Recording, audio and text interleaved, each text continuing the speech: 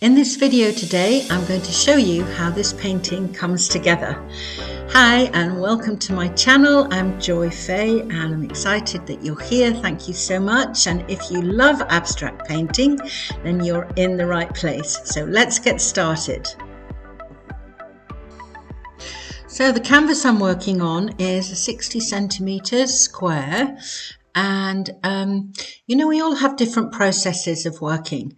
And in this process, I'm going to show you, I'm doing something a little bit different. I've mixed some gesso with a tiny little bit of paste, not very much. I just wanted to thicken it up a bit and add a little bit of texture, not too much, just so that the canvas wasn't completely flat. It's a nice way of just starting off. Sometimes on a canvas you don't even need to put gesso on, but because I wanted a little bit of texture, I'm putting it on with this very large, actually it's a baking knife. You can use so many different things to paint with, everything in the kitchen more or less. So I'm also going to be using a palette knife and a sponge, but this is just really to get it started, cover all the canvas, and then start doing a little bit of texture, as you can see here. I don't want it too thick, and I just really don't want that smooth feeling. So this is one way of achieving that. Sometimes the gesso that I've got is not too thick, but you can get very thick gesso, so you don't need to use paste, but mine was a bit thin, so that's what I've done. And just in case you don't know what gesso is, it's like a primer that you can put underneath a painting. You can also put it on top of a painting if you want to cover something over, or if you're covering a whole painting over, and you can get it in different colors, but mainly white. And you can also get a transparent gesso, which is great, and a black one is also good to use. Those are the ones that I use, but this one is obviously just white. So you can see that I'm just now doing some different things to get this texture. Here I'm using my squeegee to create a few different lines, and it's just a nice way really to loosen up and get in the zone and, start your painting. And, getting in the zone is really important. If we get there, then we can get in the flow, we can be intuitive with our work, and that's really great. So now it's dried, I'm going to be putting now sort of really like an orange glaze, if you like. I've mixed some cadmium orange with some water. You can see I'm spraying it here just to give me a nice warm foundation. Again, this is always optional with a painting, but I like to create a background, because then the colors that you're putting on top, you get a warm feeling. And it's really a nice first layer to begin with. So this is just, very thin, nice covering. Doesn't have to be even. I'm just doing it with a sponge, and then that's going to dry. And now I'm doing a little bit of structured drawing. If you saw my last video, you saw me doing some structured drawing and then some free drawing on the top with some things that we were experimenting with. And now I'm actually transferring that to this painting. So I've done the structure, and now I'm just doing some really nice loose drawing on top of it. Again, it helps to connect to the painting. It helps you connect to your creativity and to really kind of get in the zone and feel great. So this doesn't take too long to dry and ready for painting, because it's such a thin layer. So I'm using some titanium white here, and I'm actually going to squeeze some on. If it'll come out of the tube. There we go. And it's just a nice first layer. I'm also using some buff white, so there's the combination. And again, I'm thinking of textures. I don't want just everything flat. So, mixing the buff with the white actually, gives it a nice first layer, really, of the actual paint. And, sometimes you don't have to mix it on the palette. So it's actually quite nice to mix it as you go on the canvas itself or the paper that you're using. And obviously I've speeded this up a bit because it takes, quite some time. And I just really want you to just enjoy the process, really, and see how, a painting can come together. Now, my colours that I'm using are very similar to, obviously, this is like part of the series that I'm doing. So I want to sort of stay with a similar colour palette. We'll be changing a little bit, and I'll show you the difference at the end between the two. But I'm using some teal blue and some ultramarine and white mixed together, and some cadmium yellow and some lemon yellow, to get some different tones. And again, it's important, I think, when you're doing your palette to get some harmony in your paintings. So you're mixing your color palette with little bits of each of the color together, which really helps you harmonize the picture and the paint. So, obviously these are very much the first layers, but very nice kind of soft colors to start with, and I'll build it up. So there's obviously different blues, different tones of green, and the teal is such a lovely color. It's one of my favorite colors. And I'm also mixing a little bit of yellow ochre and a little bit of black. Again, keeping the tones I'm looking at very much to begin with, to get a feel for the painting. Now I've gone into darker, so I've mixed some of the blue with some black.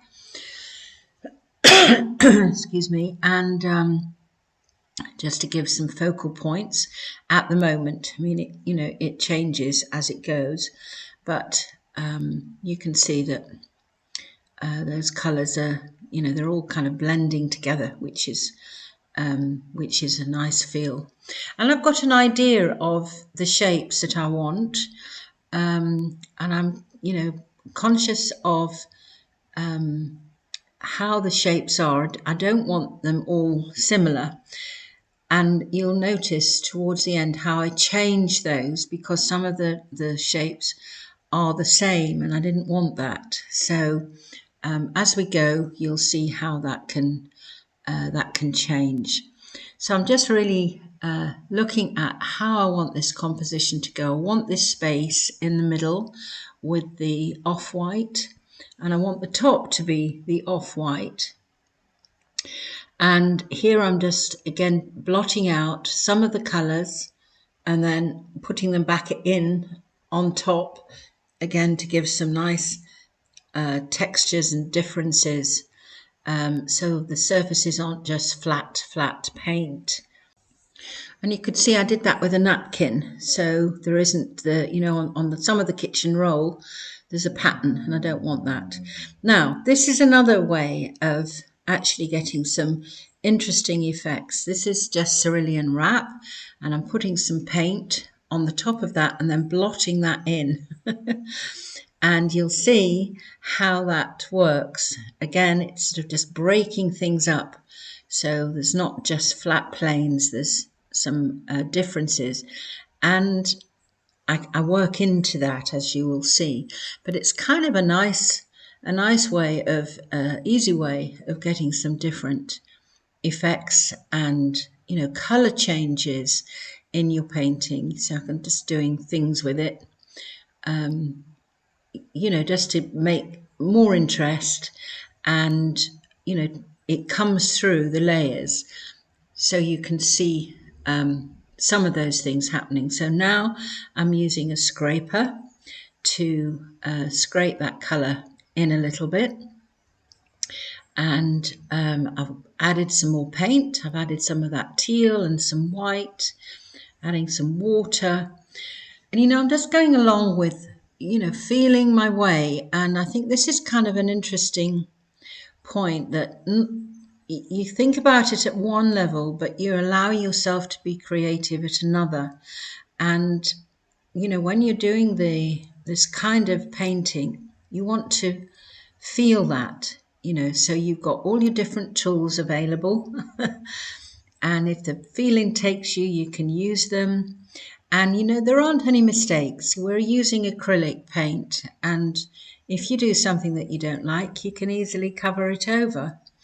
And you will see that I cover quite a bit of it over as I go. But I've got a feel of how I would like it to come through. And I love the colours. So if I can blend those colours in with each other, it's how I want it to be. So I'm going to just put a little bit of music on for a while, just while we watch the process for a little bit, and you can see what I'm doing as we go.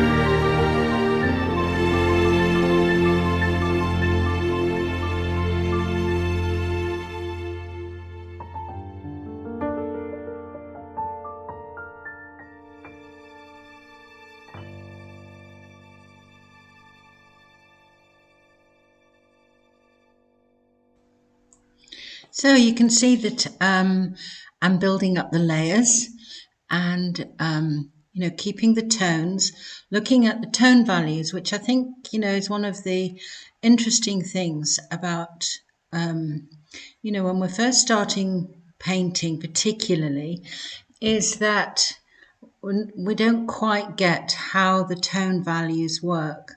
So you want dark tones next to light tones. I'm turning it round here to work on the other side. But, the tone values are important because you give the painting a lot of interest when you've got lights against darks. And you can, really make a difference on a painting if you've got those different tones and colour values. And the lights against the dark, keeps the viewer interested in the painting, if you like.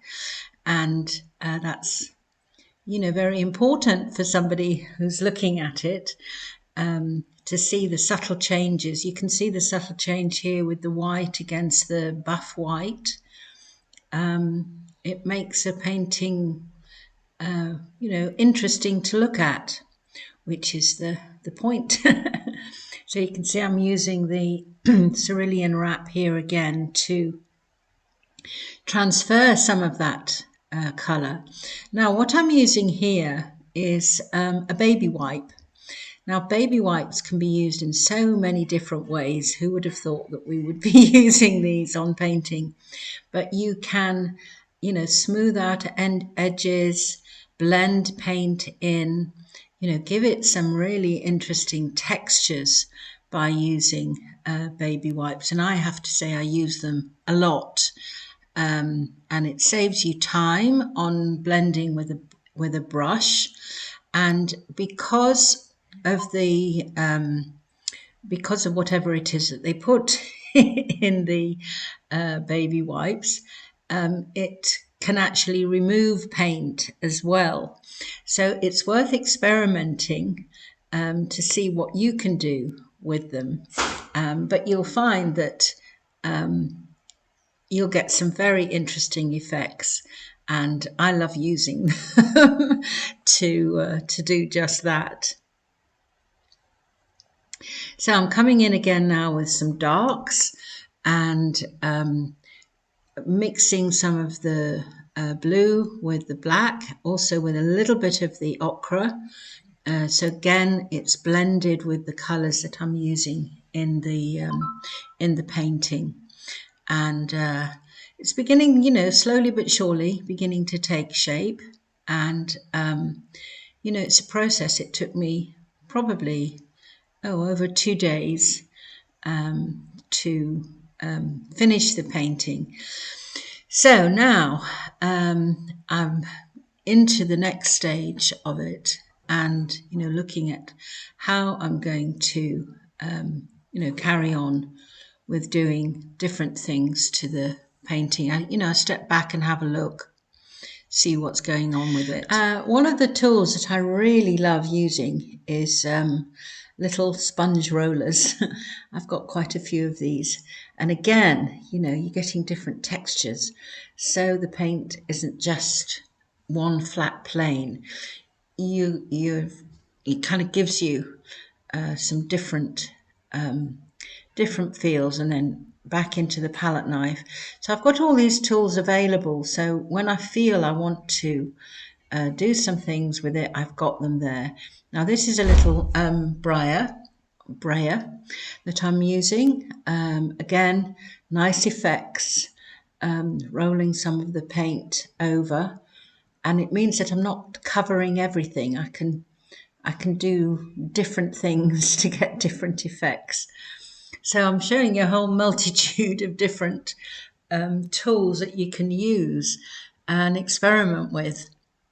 And, experiment with these in your sketchbook and see, and then you can translate them into your painting.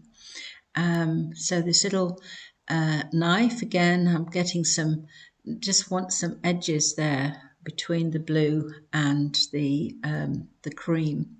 So, yeah, I do lots of different things like that in a painting.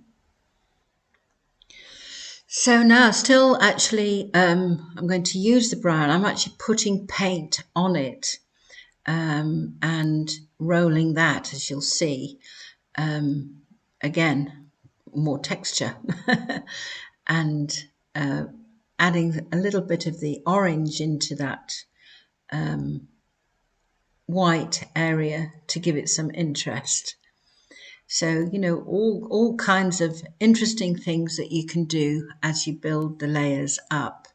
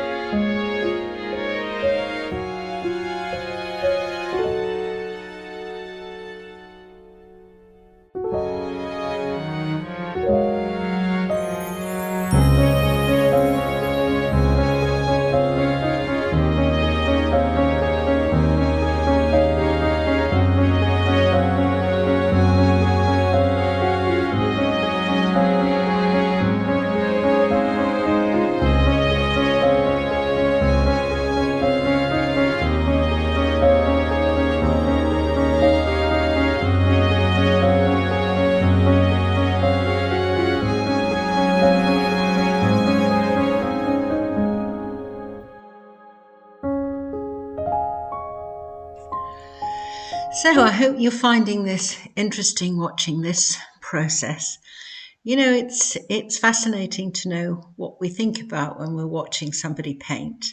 When I watch people paint on YouTube, what goes through my mind? Do I like what they're doing? Are there things there that I think, oh, I'd love to do that with my painting?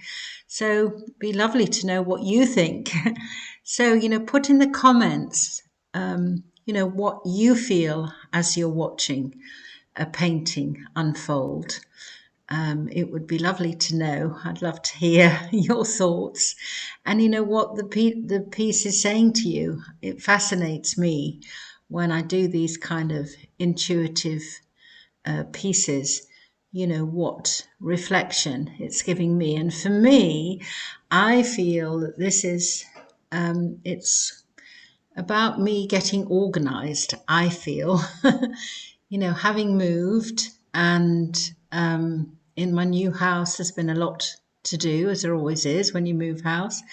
And I've kind of wanted to do some different things than I've done in the past. And it's a little bit like, to me, this painting is like giving myself some space to think, which are the wide spaces, and then the small shapes and the other shapes are like me thinking about different aspects of my life. And there's quite a lot of things going on at the moment, and it's sort of feeling to me as if I'm organizing myself in, well, perhaps you could say in boxes or unpacking boxes, which way you like to look at it. But that's kind of the feeling that I'm getting from this series of pieces that I'm doing. Is like I'm finding new ways and organizing my mind around them. And sometimes I can do really chaotic paintings, and sometimes I do very not chaotic paintings. I wouldn't say that this is chaotic. I'd say it's quite structured. Perhaps not as loose as I would like it to be, but that's not what's coming through. So I'm kind of going with my flow of how I'm feeling. But it would be interesting to know, when you're watching, what goes through your mind, what kind of things do you think about as you're observing a painting like this coming together. So yeah, do share. It would be really lovely to hear from you. And there's an awful lot going on. If you've seen some of my last videos, you know that I'm doing an art retreat in May and one in September. So people are coming to paint with me in real time, which I'm very excited about. There are still a few spaces left if you're interested, and I'll leave the link below to go and have a look at what we're doing, which might appeal to you. I've also got lots of other things on my website. I've got a free mini course that you can take, which is, I think, 4 or 5 lessons of getting started with your abstract painting. And I've also got 14 online courses covering all kinds of different things, from color mixing to design and composition, how to do very modern paintings, all kinds of interesting courses. A lovely one on abstract landscapes, using different textures. And I use all this kind of thing in the painting. Well, I have done obviously with this one, but you might find some of those courses interesting to have a look at. If there's some specific things that you need some help with, then you might find one in some of those courses on my website. So yeah, my mind is full of many different things at the moment, particularly the art retreat. I'm doing it with a lovely friend of mine who's a yoga teacher. So we're combining art with yoga and dance. And I feel it's a wonderful combination. It really kind of gives a sense of connection to your painting, when you're very relaxed and in the zone and you're connected to your body and your mind and your spirit. And, lovely things can happen and your creativity can really blossom. And that's really the intention of the retreat. And it's in the most spectacular place, a little place called the Little Alhambra, which is in Frigliana outside of Malaga. And the gardens are based on the Alhambra Palace in Granada, which we're actually going to visit in the week of the retreat, which is very exciting. And Malaga, of course, is the birthplace of Picasso. And so there's lots of great things going on in and around this area for art, But the retreat, I think, is going to be a very special week. So if that's something that might ignite your imagination, then, drop me a line. We can have a chat about it, see if it's something that you might like to do. So everything's on the web page with the details below. So now coming back to the painting, it's getting there, I think, slowly but surely. I've obviously increased some of the colours, excuse me, and the colour values. Altering some of the shapes. So there's some differences in the shapes. And I'm fascinated when I look at it to see what's going on. And, the large spaces and then the busy areas, but, they create focal points and interest. So I'm hoping that will, get the feel of going round the painting as we go. So I think I'm coming nearly to the end. We'll probably do a few little bits with some crayons on edges and some pens just to finish off a few little bits and pieces. And I do that quite a lot, to finish a painting. I know I'm going to draw on it a little and, just to give it again some added interest. So we'll have a go with that before it's actually finished. So I'm going to be using some of my Stabilo crayons. I've got a few different ones here, and I feel that it would be interesting to do something with those. I like, again, using these because they're water soluble.